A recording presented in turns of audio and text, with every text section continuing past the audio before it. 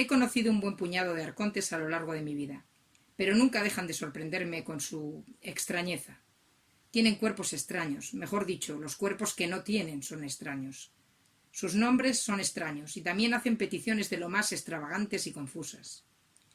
Un día, un arconte que se hacía llamar Velado, solo Velado, nada de el Velado, ni cosas lógicas por el estilo, vino a mi oficina y se manifestó en tamaño araña al otro lado de mi mesa.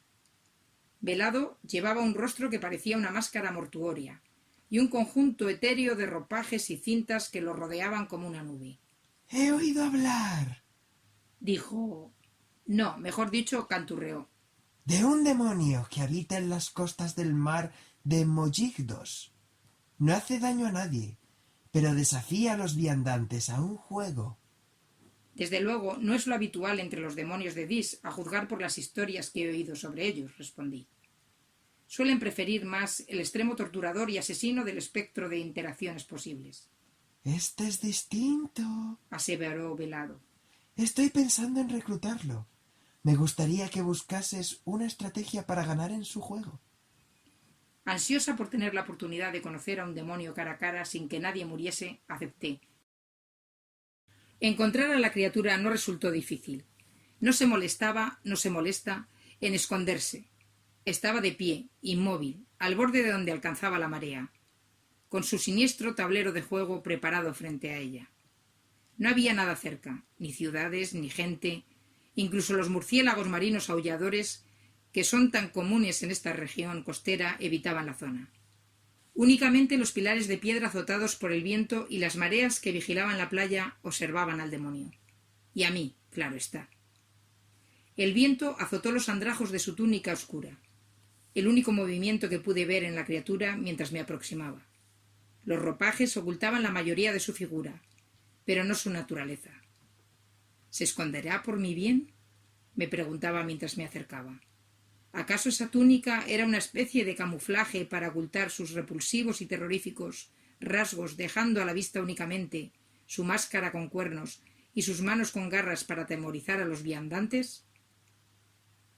«Hola», saludé cuando estuve lo bastante cerca. La criatura se giró para encararse a mí y señaló con una garra el tablero del juego. No sé cómo, empecé a decir, y me di cuenta de que sí, que sabía cómo jugar. Era un poco como recordar un juego al que jugaba cuando era solo una arañita, y al mismo tiempo estaba absolutamente segura de que nunca había visto este juego antes. El demonio no dijo una palabra, mientras yo contemplaba el tablero. Las piezas del juego eran columnas retorcidas de ámbar y el tablero un tosco círculo de piedra tallado en mineral de la propia costa, en cuyas casillas había grabado símbolos que no pude sino concluir que pertenecían a cualquiera que fuese el alfabeto que usen en Dis. En aquel momento, su significado me pareció tan claro como las reglas del juego. Ahora todo es un recuerdo vago y difuso. Busqué el gambito de apertura perfecto. Una maniobra que atravesara como un cuchillo las defensas de la criatura, que me traería la victoria y el conocimiento. Empujé una de las piezas, que se deslizó con facilidad por el tablero con el más mínimo toque de mis patas delanteras, y finalicé mi primer movimiento. ¿Dónde aprendiste este juego? No sería la primera pregunta que esperaría un demonio, o eso esperaba yo, y con ella esperaba sonsacarle algo más de su historia, o cuando menos distraerlo para que su contraestrategia fuese menos que óptima. Para lo que me sirvió, podría habérselo preguntado al océano. Habría tenido una mejor respuesta. El demonio movió una de sus piezas como única respuesta y dejó que estudiase el tablero y a él, en silencio. No parecía tener ojos ni ningún rasgo distintivo aparte de esa extraña máscara. Yo no tenía forma de interpretar lo que estuviera pensando o sintiendo, si es que era capaz de alguna de esas cosas. Se quedó simplemente sentado ahí, mirando, esperando. Y yo, que creía que era la araña en su tela la que esperaba inmóvil, bromeé mientras movía otra pieza. Con solo 2 movimientos mi estrategia ya estaba evolucionando. Atraería a sus piezas fuera de su posición, presentando las mías como cebo, y entonces lanzaría un ataque relámpago a la retaguardia desprotegida de mi oponente.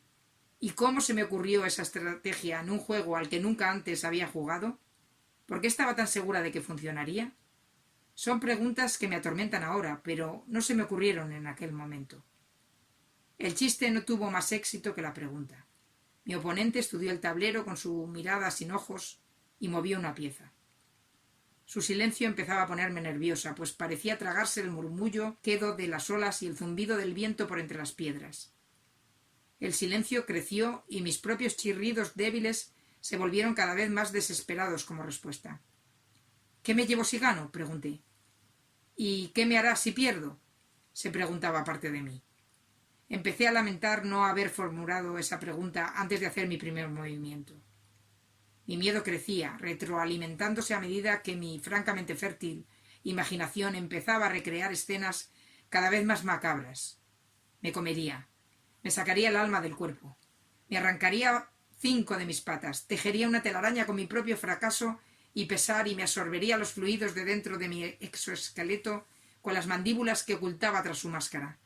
Con mi terror en constante aumento, el dedo, terminado en garra de la criatura, dio un toque sobre el tablero de piedra para devolver mi atención a la partida. No hay nada que temer, me recordé a mí misma. Las historias sobre esta criatura nunca mencionaban que hiciera algún daño a sus oponentes. ¿Y acaso no era mi misión descubrir la verdad oculta en cada historia? Al ser detrás del monstruo, ¿cuántas veces me habían subestimado por ser una simple araña? Además, mi estrategia era prueba de tontos. Iba a ganar. Moví otra pieza a una posición en la que amenazaría a mi oponente y lo obligaría a responder. Hizo lo que había previsto, y de nuevo moví una de mis piezas a una posición amenazante. Olvidando mis preguntas, me vi cada vez más absorta en la partida.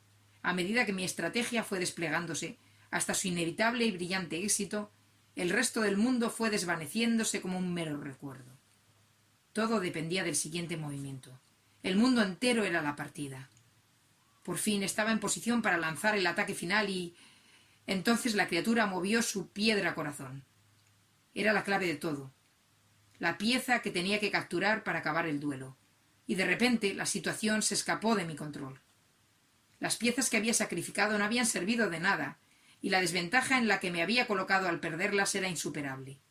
En 3 turnos, mi oponente había despejado prácticamente por completo el tablero, y con un gran estrépito me había acorralado en una trampa de la que no podía escapar.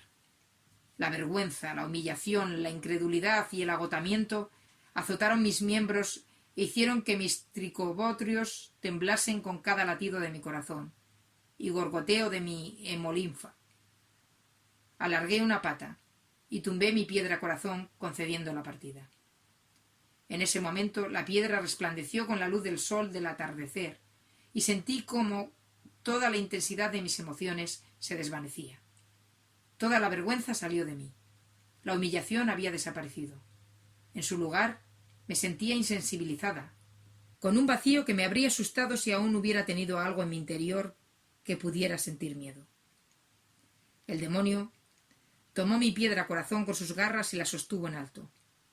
Palpitaba al mismo ritmo que mi corazón, con una luz naranja apagada que refulgía, y luego se apagaba, pero que iba creciendo en intensidad a medida que yo me sentía más entumecida. Finalmente, el demonio se metió la pieza en la túnica, se dio la vuelta y caminó lentamente en dirección a ese mar que brillaba como un espejo. Mientras se sumergía entre las olas, lo que quedaba de la semiesfera del sol se esfumó en el horizonte, dejando un brillante resplandor naranja y plateado para iluminar mi camino de vuelta. Me alejé tambaleante de la playa, y no sin esfuerzo regresé a mi nidito en el árbol para reflexionar sobre lo que había visto y hecho, y pensar si sería capaz de ponerlo por escrito. Mis emociones fueron volviendo a mí poco a poco, pero durante muchos días me sentí como si el mundo hubiera perdido su color, como si mis sentimientos estuvieran envueltos en una espesa lana gris. No sé lo que ese demonio quería de mí, ni lo que consiguió. Hay quienes dicen que los demonios solo viven para causar dolor y sufrimiento. ¿Acaso aquel juego no era sino una forma de tortura? ¿O era otra cosa? ¿Algo que el demonio quería de mí, aparte de mi sufrimiento? En cualquier caso, me cuesta afirmar que sintiera que me habían usado cruelmente. Si el demonio me causó algún dolor, me lo arrebató con la misma rapidez. No lamento mi derrota en el juego, ni me regocijo al pensar en la emoción de haberlo jugado. No siento nada en absoluto sobre todo aquello. Me llevó varios días sacar la pluma y poner al fin por escrito mi informe sobre el juego. Por desgracia, fui incapaz de comunicar nada relevante a Velado sobre el modo en que se jugaba. Ese conocimiento parecía haber sido absorbido junto con mis emociones. El mejor consejo que puedo dar, escribí, es que hay que cuidarse de seguir la primera estrategia que se te venga a la cabeza. El demonio y el juego tienen una especie de guión que quieren que sigas. Si es que es posible ganar el juego y derrotar al demonio, la clave debe estar en desviarse de dicho guión. Me planteé si debía avisar de lo que ocurría si perdías el juego, pero no tenía ninguna opinión sobre este tema, ninguna emoción que guiase mi respuesta. Así que omití esa información, igual que ocurre con todas las historias sobre ese demonio.